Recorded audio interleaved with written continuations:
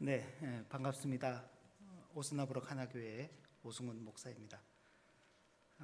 5년 전에 이 자리에서 말씀을 전하고 이제 5년 만에 다시 찾아뵙게 되어서 감개가 무량합니다. 제가 이 자리에 서면서 느끼는 점이 몇 가지 있는데, 첫째는 금요 기도회를 본당에서 하는 교회를 본 게 참 오래된 것 같습니다. 보통은 금요 기도회를 좀 작은 공간에서 이렇게 모여서 하는데, 금요 기도회를 본당에서 한다는 건 그만큼 성도님들이 또 모이기에 마음을 쓰고 있다는 것을 보여주는 것이라 그렇게 여겨집니다. 그리고 많은 분들이 곳곳에 자리하신 것을 보면서 남다른 또 기쁨이 있습니다. 그리고 방금 전 이 금요일 날 젊은 남성 성도님들이 나와서 이렇게 또 찬양한다는 것이 참 특이하게 보입니다. 세상에서는 불금이라 그래서 즐거운 일들을 찾아서 이렇게 나갔는데, 그런 세상과는 다르게 이 자리에 나와서 또 찬양을 하시고 하는 모습들 보면서 좀 남다르다 하는 생각을 하게 됩니다.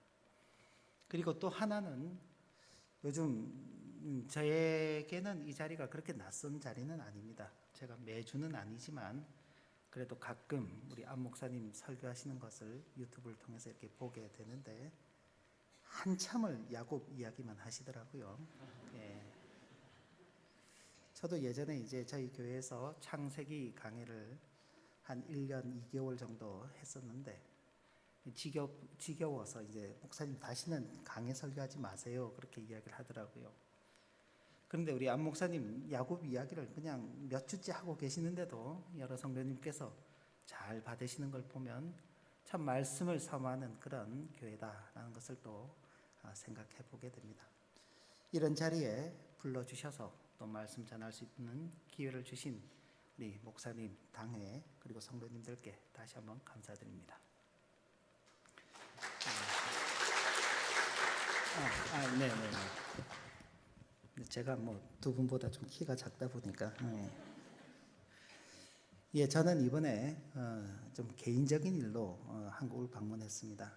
저는 5년 만에, 그리고 저희 가족들은 8년 만에 한국을 방문했는데, 저희 독일 나가고 저희 가족들은 처음 한국을 방문하게 되었습니다.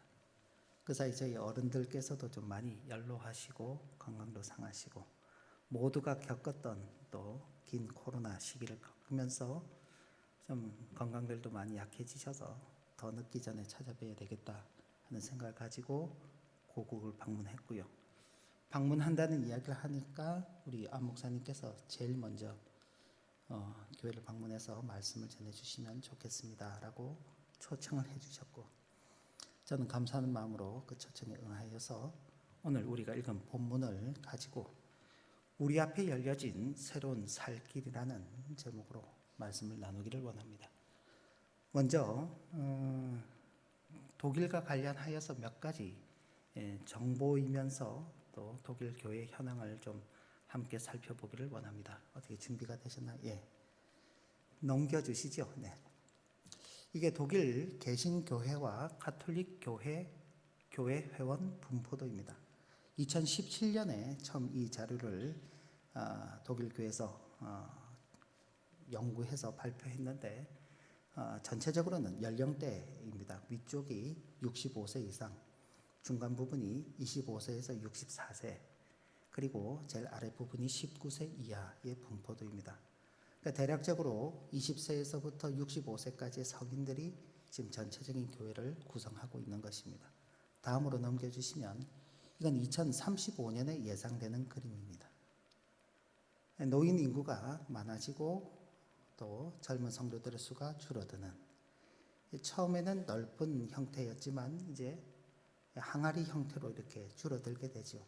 그 다음 그림을 보여주시면, 이건 60년 정도의 이런 형태로 될 것이다. 교인 수가 현저하게 이렇게 줄어들고 있는 것입니다. 그 다음 그림을 보시면, 저기 회색으로 표시가 되어 있는 것은 그 독일 전체 인구수입니다. 인구수의 변화는 그렇게 크지 않습니다. 그런데 노란색은 빨간색이 로마 가톨릭 교회고 파란색이 개신교회, 복음주의 교회인데 그 둘을 합한 수가 노란색입니다. 노란색의 감소수는 인구수의 감소수보다 훨씬 더 많습니다. 이 그림으로 본 것이고요. 다음 한번 넘겨주시면 이건 2021년 기준으로 종교 없이 지내는 사람들이 독일의 42%입니다. 그리고 26%가 로마 가톨릭 신앙을 고백하는 사람들, 그리고 24%가 기독교 신앙을 고백하는 개신교의 성도들의 분포도입니다. 또 다음으로 넘어가시면 이게 글자가 좀 작아서 보이지 않는데 제일 여러분들께서 보실 때 제일 이제 이 오른쪽에 왼쪽에 있는 이 그림이 2015년, 16년 자료인데 그때만 하더라도 기독교인의 감소수가 50만 명 정도, 한 해에 50만 명 정도였습니다. 그것이 해를 거듭할수록 60만 명, 70만 명, 80만 명이 넘다가 2021년부터 2022년을 넘어가는 해에는 100만 명의 그 기독교인 수가 감소하였습니다. 아마 내년이 되면 또 같은 수가 감소되지 않을까 그렇게 여겨지는 건데 쉽게 설명을 드리면 여의도 순복음교회 저희가 이제 재정적 숫자적으로 한 60만이라고 하지만은 출석하는 수는 그렇지 않을 거예요. 예, 그런 교회들이 1년에 한 서너 개 교회가 사라진다라고 생각하시면 기독교인의 수가 엄청나게 감소하고 있는 것을 우리가 볼 수 있습니다. 자, 이건 제가 드리는 말씀이 아니라 독일 교회에서 연구하고 발표한 자료입니다. 분명히 교회가 위기가 있고 또 성도들의 수가 감소하기 때문에 교회가 여러 면에서 어려움을 당하고 있는 것이 그들의 현실입니다. 그렇다면 교회를 새롭게 하기 위해서 어떤 일을 해야 할 것인가? 분명히 교회가 고민을 하겠죠. 그런데 그런 고민의 흔적들을 찾아볼 수 있는데 어떤 고민을 하고 있는지 보겠습니다. 다음 그림을 보시면 2021년 독일 복음주의 교회 총회입니다. 1년에 한 번 우리 담임 목사님께서 우리 총회가 있어서 참여하고 오겠습니다. 그렇게 말씀하실 때가 있을 거예요. 가을쯤에 총회가 있는데 역시 독일교회도 총회가 있습니다. 그 총회의 전체적인 주제를 다루고 있는데 그 다음 장면을 보시면 2021년 총회의 핵심 주제는 동성애자들에 대한 사죄였습니다. 나치 시절 히틀러가 통치하던 그 시절에 히틀러가 동성애자들에 대해서 학대를 가하는 그런 일들이 있었고 그때 많은 교회가 히틀러에게 찬성하면서 그 동성애자들을 방치했죠. 모른 척하고 지나갔습니다. 오랜 세월이 지나서 동성애자들 인권이 이제 많이 높아지다 보니 교회 안에도 그런 사람들이 많고 독일교회 목회자들 가운데서도 동성애자 목회자가 나온 지 이미 꽤 오래됐습니다. 그런 중에 이제 교회가 그때 동성애자들을 변호해 주지 못했던 것에 대해서 사죄하는 성명서를 발표하게 됩니다. 그 다음 보시죠. 이건 이제 지난해 독일 복음주의 교회 총회의 장면입니다. 중심 주제는 다음 넘겨주시면 총회의 핵심 주제는 속도 제한입니다. 환경 문제지요. 왜 이런 주제들을 다루느냐? 세상 사람들이 그런 부분에 있어서 관심을 많이 갖기 때문에 교회가 이런 당면한 위기를 어떻게 극복해야 하느냐라고 물을 때 독일 교회는 그 답을 세상 사람들이 관심을 더 갖고 세상 사람들이 중요하게 생각하는 부분에 교회가 함께 해야 한다라고 생각을 한다는 것입니다.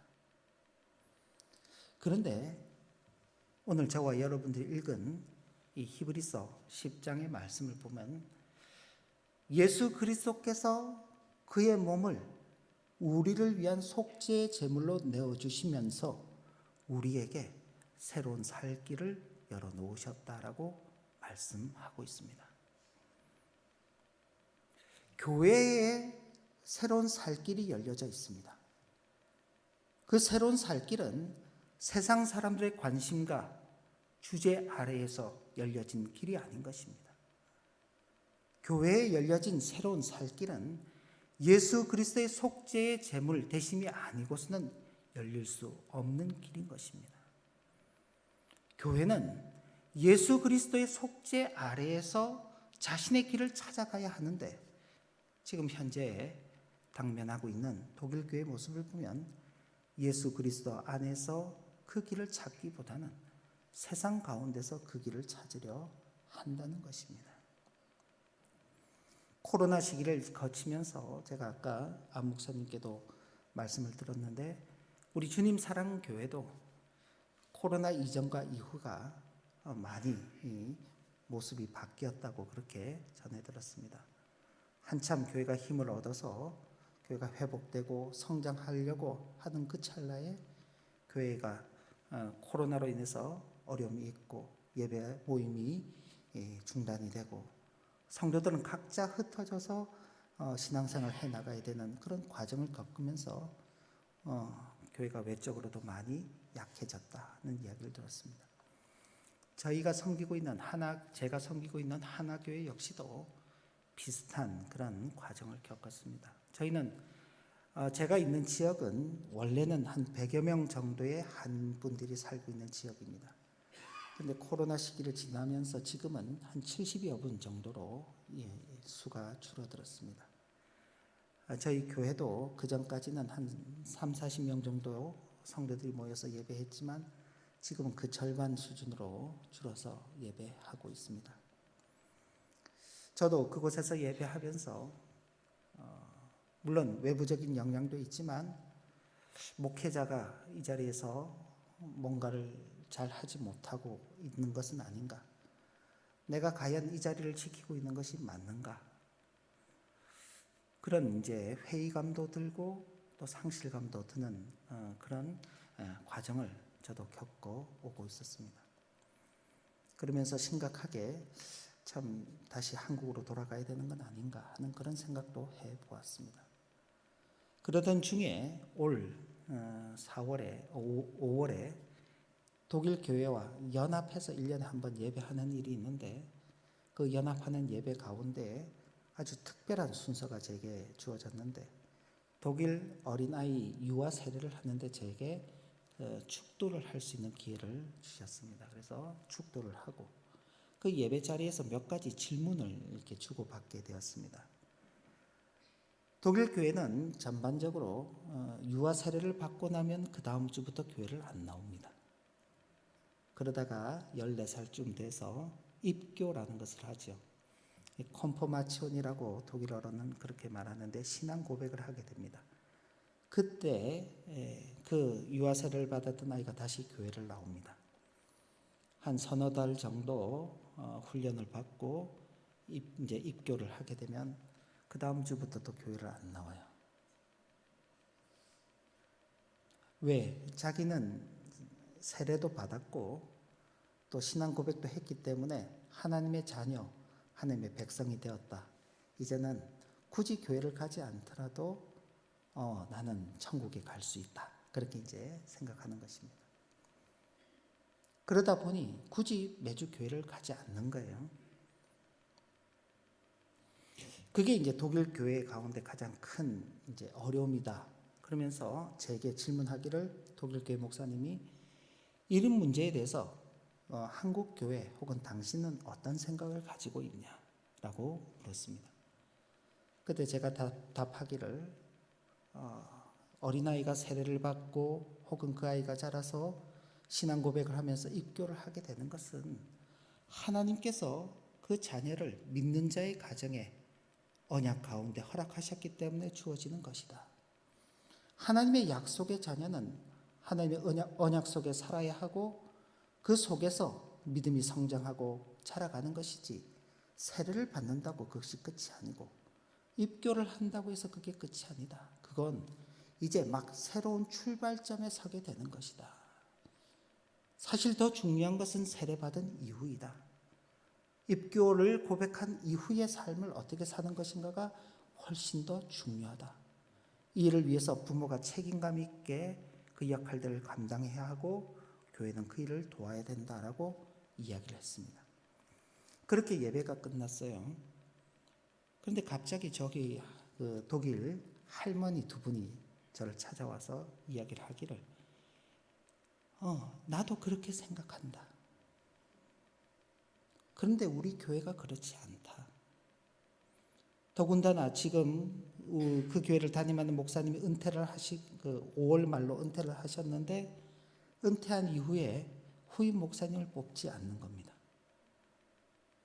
왜요? 재정이 많이 들기 때문에 후임 목사를 뽑지 않고 교회당은 잠정적으로 매각할 예정이다라고 그렇게 이야기를 했습니다. 그러면서 저희를 보고 너희는 성도도 작고 여기 외국에 와서 그렇게 신앙생활 하는데도 매주 예배를 하니 참 부럽다라고 말씀을 하는 겁니다. 그 이야기가 제게는 마치 망치로 이렇게 제 머리를 탁 때리는 것 같았습니다. 제가 그 전에 교회에 당면한 현실과 제 형편 때문에 내가 이렇게 목회하는 게 맞나? 여기를 떠나야 되는 건 아닌가? 그 생각을 하고 있는데 그런 우리 교회를 보고 독일 교회 분들이 우리도 매주 예배하면 좋겠는데 우리 자녀들도 저렇게 함께 나와서 예배하면 좋겠는데 우리는 그러지 못하고 우리의 자녀들은 그러지 못한 모습들을 볼 때 참으로 안타까움이 그지없다라고 그렇게 눈시울을 붉히며 말씀하시는 모습을 볼 때 내가 떠나는 게 답이 아니구나. 여기에서 이 자리에서 하나님을 예배하고 하나님을 섬기는 그 일이 정말로 중요한 일이구나 하는 그 생각을 다시 하게 되었습니다. 그리고 제가 품었던 그런 조금은 참 철없는 그런 생각을 회개하고 하나님께서 맡기시는 그 사명을 허락하시는 그날까지 내가 감당하겠노라고 다시 결단하게 되었습니다. 왜 그런가요? 하나님께서 당신의 아들을 우리를 위한 속죄 제물로 내어주시며 우리에게 새로운 생명의 살 길을 열어주셨기 때문에 그런 것입니다. 그 새로운 생명의 길을 열어놓으시고는 너희가 알아서 찾아 들어와라 그렇게 말씀하지 않으세요. 이어지는 뒤에 21절과 22절 말씀을 보시면 이런 말씀이 이어지고 있습니다. 또 하나님의 집 다스리는 큰 제사장이 계시매 우리가 마음의 뿌림을 받아 악한 양심으로부터 벗어나고 몸은 맑은 물로 씻음을 받았으니 참 마음과 온전한 믿음으로 하나님께 나아가자. 우리에게 하나님께로 나아가는 그 길조차도 그 방법조차도 친히 만들어 놓으시고 우리에게 나오라고 말씀하는 것입니다. 예수 그리스도께서 우리를 위한 속죄의 제물이 되어 주실 뿐만 아니라 그분께서 우리를 위한 대제사장이 되어 주셔서 자신의 피를 우리에게 뿌리심으로 말미암아 우리의 악한 양심이 씻음을 받게 하시는 것입니다. 그리고 우리가 온전한 마음과 참 믿음을 가지고 나갈 때 그 삶을 하나님께서는 당신에게로 나오는 삶이라고 말씀하시는 것입니다. 우리에게 있어서 가장 큰 고민 그것 아닙니까? 내가 지금 하는 이 일이 내가 살아가고 있는 이 삶의 모습들이 과연 하나님께서 기뻐하실 모습인가? 나의 일생에 하나님을 찬양하고 하나님께 영광을 돌리는 그 삶이 되어야 할 것인데 과연 내가 현재 살고 있는 그 모습이 그러한가? 그게 늘 우리에게 고민이 되죠. 그리고 내가 생각하고 기대하는 것과는 달리 현실에서 만나게 되는 우리의 본 모습들은 우리로 하여금 스스로를 정죄하게 만들고 스스로에 대해서 절망하게 만들죠. 하나님 앞에 나아갈 자신이 없는 것입니다. 하나님께서 나를 보시면 뭐라고 말씀하실지 참 거기에 대해서 자신감이 떨어지는 것입니다. 그런데 우리에게 자격을 갖추라고 말씀하지 않으십니다. 수준을 높이라고 말씀하지 않으십니다. 우리에게는 그저 가만히 있어서 대제사장 되시는 주님께서 자신의 피를 우리에게 뿌려주시고 하나님의 영이 우리를 새롭게 하심으로 말미암아 우리가 참 마음과 참 믿음을 갖게 하시며 그런 모습으로 나아가는 우리의 삶에 대해서 하나님께서 그래 너희가 나에게로 나오는구나 라고 그렇게 받아주시는 것입니다. 여기에 은혜가 있는 것이죠. 여기에 감사가 있는 것입니다. 수준을 가지고 나오라 그러면요, 누가 하나님 앞에 나갈 수 있겠습니까? 목사가 나갈 수 있겠습니까? 그래서 우리 안 목사님은 이제 저보다 이제 외형적으로도 큰 목회를 하시니까 좀 낫겠죠. 세상적으로 볼 때 10명 남짓 모인 성도들 목회하는 목사를 두고 뭐라고 평가를 하겠습니까? 세상적인 관점에서는 뭔가 내세울 게 아무것도 없는 것입니다. 그런데 그런 보잘것없는 인생임에도 불구하고 하나님께서는 피를 뿌려주시고 하나님의 성령으로 새롭게 하심으로 말미암아 우리의 모든 악한 뿌리들이 사라지게 만드시며 참 마음과 참 믿음으로 하나님 앞에 나아갈 수 있는 그 길을 열어주신다는 그 놀라운 은혜 때문에 제가 살아가고 있는 것이고 여러분들도 살아가고 있는 것이라 그렇게 믿는 것입니다. 자, 그러면 여기서 이제 끝이냐? 아니죠. 그런 새로운 살 길을 살아가는 그 성도에게 또 나타나는 새로운 삶의 모습들이 있습니다. 한번 보시면 23절부터 25절까지 말씀입니다. 우리 같이 한번 봉독할까요? 23절부터 25절까지입니다. 또 약속하신 이는 미쁘시니 우리가 믿는 도리의 소망을 움직이지 말며 굳게 잡고 서로 돌아보아 사랑과 선행을 격려하며 모이기를 패하는 어떤 사람들의 습관과 같이 하지 말고 오직 권하여 그날이 가까움을 볼수록 더욱 그리하자. 아멘. 우리에게 새로운 살 길을 열어주시고 그 살 길을 통해서 하나님 앞에 나아갈 수 있도록 인도하시는 그분이 미쁘시기 때문에 우리가 이 자리에 있는 것입니다. 우리의 미쁨은 전혀 없습니다. 그러나 하나님께서 미쁘시기에 우리에게 약속하시고 그 약속하신 바를 반드시 이루어 가시는 것입니다. 그러니 그런 우리는 그런 하나님의 미쁘심 아래에서 우리에게 주어진 소망을 굳게 부여잡고 살아가는 것입니다. 움직이지 않는 것입니다. 세상은 우리로 하여금 그 길로 가면 안 된다고 말하죠. 예수만 믿어서는 안 된다고 이야기하는 것입니다. 지금 그런 모습들이 독일 교회 가운데 나타나고 있죠. 야, 십자가에 못 박혀 죽은 그 예수가 언제적 예수인데 아직도 그 예수를 들먹이고 있느냐? 그런 예수 말고 현실 속에서 변화를 일으킬 수 있는 예수, 그게 동성애자들을 옹호하는 것이고 환경 문제를 해결하는 것이다. 십자가에 죽으신 그 예수는 더 이상 필요가 없는 것입니다. 그러나 하나님의 말씀은 그런 세상이 추구하는 그런 방식으로는 하나님의 은혜를 누릴 수 없다고 이야기하고 그런 길로 가서는 살아있는 새로운 우리에게 열려진 그런 새로운 살 길로 갈 수 없다라고 말씀하는 것입니다. 그렇기 때문에 우리는 이 말씀을 하신 그분을 굳게 부여잡고 그 소망 가운데서 흔들리지 않는 것입니다.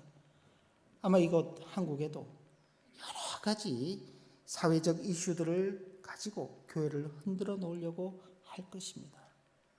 그러나 우리는 약속하신 그 미쁘신 분을 바라보면서 소망을 굳게 부여잡고 흔들리지 않아야 할 것입니다. 그리고 서로 돌아보아 사랑과 선행을 격려하며 살아가야 하는 것입니다. 나 혼자 선한 일을 하며 살기는 어렵습니다.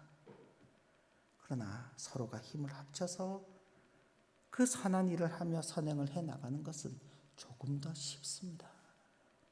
주님 사랑교회가 그런 일에 앞장서는 그런 은혜가 있기를 바랍니다. 그리고 무엇보다도 시대가 시대이니만큼 자꾸 안 모이려고 하는 그런 경향이 있어요. 그런데 오늘 말씀의 마지막에 보면 뭐라고 기록되어 있습니까? 모이기를 패하는 어떤 사람들의 습관과 같이 하지 말고. 독일 교회는 여러 가지 좋은 면에서 한국 교회에 영향도 끼쳤습니다. 독일 교회가 앞선 500년 전에 종교 개혁을 주도하면서 성경 중심의 신앙을 일으켰고, 그 신앙의 영향으로 말미암아 한국 교회도 성경 중심의 신앙을 가지고 있습니다. 그런데 안타깝게도 독일 교회가 오래전에 더 이상 성경을 하나님의 말씀으로 받지 않는 그런 교회로 변해버렸습니다. 그러다 보니 성경 말씀보다는 사회적 이슈에 관심을 갖게 됩니다. 그런 좋지 못한 영향들이 한국 교회 가운데 또 퍼지게 되는 것입니다. 여러분들 매주 예배하는 거 힘들지요? 2주에 한 번씩 예배하면요, 한 주는 내 마음대로 할 수 있으니까 얼마나 좋아요. 그죠? 한 달에 한 번 예배를 하면요, 지금 저희와 같이 예배당을 쓰는 교회는 한 달에 한 번 예배를 합니다. 그런데요, 1년, 2년 지나면 예배가 없어집니다. 교회당이 폐쇄가 되고 교회당이 매각됩니다. 왜요? 성경 말씀에 모이기를 피하는 어떤 사람들의 습관과 같이 하지 말아라. 이게 좋은 것 같으면은 이 말씀이 있을까요? 좋은 것이 아니기 때문에 이 말씀이 있는 것입니다. 교회는 모여야 하는 것입니다. 모여서 기도하고 찬송하고 하나님의 말씀을 나누며 사랑으로 서로 격려하고 위로하며 선을 행함으로 말미암아 주님의 사랑을 나누는 그런 공동체가 되어야 하는 것입니다. 이것이 우리 앞에 열려진 새로운 살 길을 걸어가는 성도의 삶인 것입니다. 주님 사랑교회 모든 성도님들은 주님께로부터 열려진 그 길을 걸어가도록 초청받고 있습니다. 그 초청에 응하시고 그 초청을 마지못해 가시는 것이 아니라 기쁨과 즐거움으로 그 길을 걸어가실 때 모이기에 힘쓰며 사랑과 선행으로 서로 격려하고, 아무리 주변에서 흔들어 놓으려고 이런저런 말들을 할지라도 바른 진리 위에 굳게 서서 소망을 굳게 부여잡고 믿음 가운데 신실하게 행하시는 큰 은혜가 있기를 진심으로 기원합니다. 그리고 멀리서 독일에서도 매주는 아니지만 항상 말씀을 같이 나누며 또 기도하고 같이 응원하겠습니다. 기도합니다.